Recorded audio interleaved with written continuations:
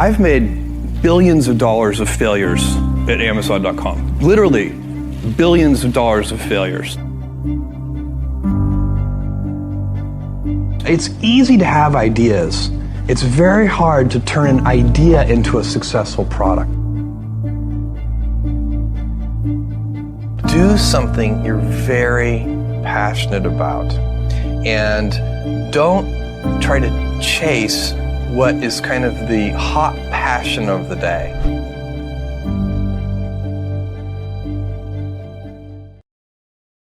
My job, one of my jobs as the leader of Amazon, is to encourage people to be bold. And people love to focus on things that aren't yet working. And that's good, it's human nature. That kind of divine discontent can be very helpful. But it's incredibly hard to get people to take bold bets. And you need to encourage that. And if you're gonna take bold bets, they're gonna be experiments. And if they're experiments, you don't know ahead of time whether they're gonna work.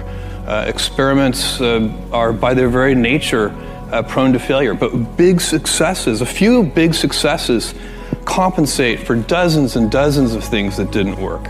So, bold bets, AWS, Kindle, Amazon Prime, our third-party seller business, all of those things are examples of bold bets that did work, and they pay for a lot of experiments. I've made billions of dollars of failures at Amazon.com. Literally, billions of dollars of failures. And, you might remember Pets.com or Cosmo, or give myself a root canal with no anesthesia very easily. None of those things are fun, but they don't matter. What really matters is companies that don't continue to experiment, companies that don't embrace failure. They eventually get in a desperate position where the only thing they can do is make a kind of Hail Mary bet at the very end of their corporate existence. Whereas companies that are, making bets all along, even, big bets, but not bet the company bets. I don't believe in bet the company bets. That's when you're desperate. That's the last thing you can do. I think stress, you can be, I think one of the things that's very important to note about stress is that stress primarily comes from not taking action over something that you can have some control over. So if I find that some particular thing is causing me to have stress, that's a warning flag for me. What it means is there's something that I haven't completely identified, perhaps in my conscious mind, that is bothering me, and I haven't yet taken any action on it. I find as soon as I identify it and make the first phone call or send off the first email message or whatever it is that we're gonna do to start to address that situation, even if it's not solved, the mere fact that we're addressing it dramatically reduces any stress that might come from it. So stress comes from ignoring things that you shouldn't be ignoring, I think in large part. So stress doesn't come, people get stress wrong all the time, in my opinion. Stress doesn't come from hard work, for example. You can be working incredibly hard and loving it. And likewise, you can be out of work and incredibly stressed over that. So, and likewise, if you kind of use that as an analogy for what I was just talking about, if you're out of work, but you're going through, a disciplined approach of, a series of job interviews and so on and working to remedy that situation, you're going to be a lot less stressed than if you're just worrying about it and doing nothing. It's easy to have ideas. It's very hard to turn an idea into a successful product. There are a lot of steps in between, and it takes persistence, relentlessness. So I always tell people who are, who think they want to be entrepreneurs, you need a combination of stubborn relentlessness and flexibility. And you have to know when to be which. And basically you need to be stubborn on your vision, because otherwise it'll be too easy to give up. But you need to be very flexible on the details, because as you go along pursuing your vision, you'll find that some of your preconceptions were wrong, and you're going to need to be able to change those things. So I think taking an idea successfully all the way to the market and turning it into a real product that people care about and that really improves people's lives is a lot of hard work. I don't really remember the exact day or anything, but when I was in college is when I started thinking about wanting to be an entrepreneur someday. So I was not the kid with the lemonade stand. You know, I wasn't one of these kids who was always trying to raise money. I always wanted to be a scientist when I was little, but I'd also always loved computers. I was lucky because at my age this is unusual to have access to a mainframe computer from my elementary school when I was in 4th grade, and quickly learned that there was a pre-programmed Star Trek game on that computer, and then I never did anything except play Star Trek with the computer. So I don't know how formative that was. It certainly helped my Star Trek knowledge considerably.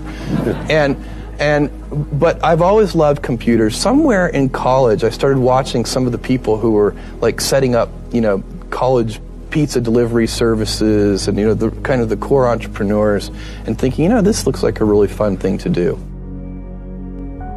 Do something you're very passionate about, and don't try to chase what is kind of the hot passion of the day. I think we actually saw this. I think you see it all over the place in many different contexts, but I think we saw it in the internet world quite a bit, where at the sort of peak of the sort of internet mania in, say, 1999, you found people who were very passionate about something. They kind of left that job and decided, I'm going to do something in the internet, because it's it was almost like the 1849 gold rush in a way. I mean, you find that people, if you go back and study the history of the 1849 gold rush, you find that at that time everybody who was within shouting distance of California was, they might have been a doctor, but they quit being a doctor and they started panning for gold. And that almost never works. And even if it does work, according to some metric, financial success or whatever it might be, I suspect it leaves you ultimately unsatisfied. So you really need to be very clear with yourself. And I think one of the best ways to do that is this notion of projecting yourself forward to age 80, looking back on your life and trying to make sure you've minimized the number of regrets you have. That works for career decisions. It works for family decisions. Do you want? I have a 14-month-old son, and it's very easy for me to, if I think about myself when I'm 80, I know I want to watch that little guy grow up. And so I don't want to be 80 and think, shoot, I missed that whole thing, and I don't have the kind of relationship with my son that I wished I had, and so on and so on. So if you think about that, so I guess another thing that I would recommend to people is that they always take a long-term point of view.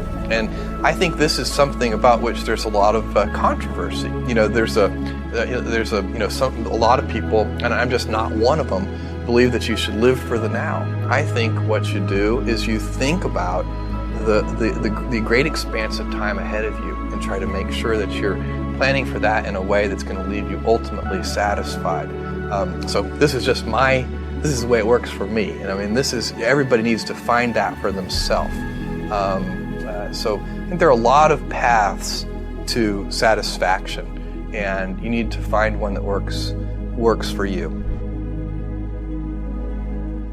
The best defense to speech that you don't like about yourself as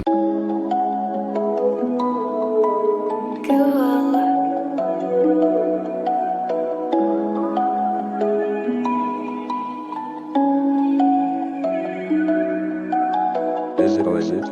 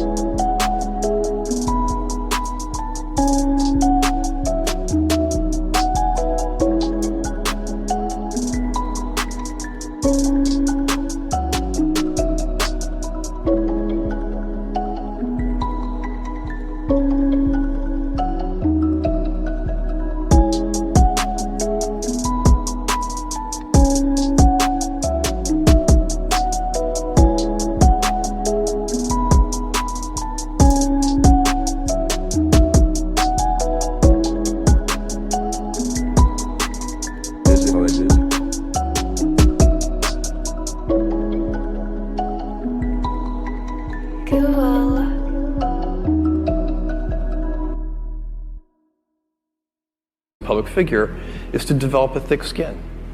It's really the only effective defense, because you can't stop it. You are going to be misunderstood. If you're doing anything interesting in the world, you're going to have critics.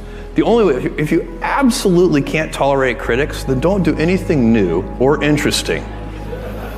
And then you can insulate yourself. Then think how wonderful your life will be. Is that the Bezoss principle? Yeah. Usually people, if you see something, I don't know, you're kind of a public figure, and things have probably been written about you that you didn't think were nice. That's true. And my advice, if you came to me and said, Jeff, somebody wrote this and it really hurt my feelings, what should I do? I would say, go stand on a street corner and watch in a crowded urban area and watch all the people walk by. And think about what they're thinking about. I bet you none of those people are thinking about you. If you're standing on that street corner, and really in your mind you can do this thought experiment, like, okay, there's a woman who just walked by. What's she actually thinking about? Probably maybe what she's going to cook for dinner that night, or that the argument that she had with one of her employees, or whatever it is. Like, it's not about us.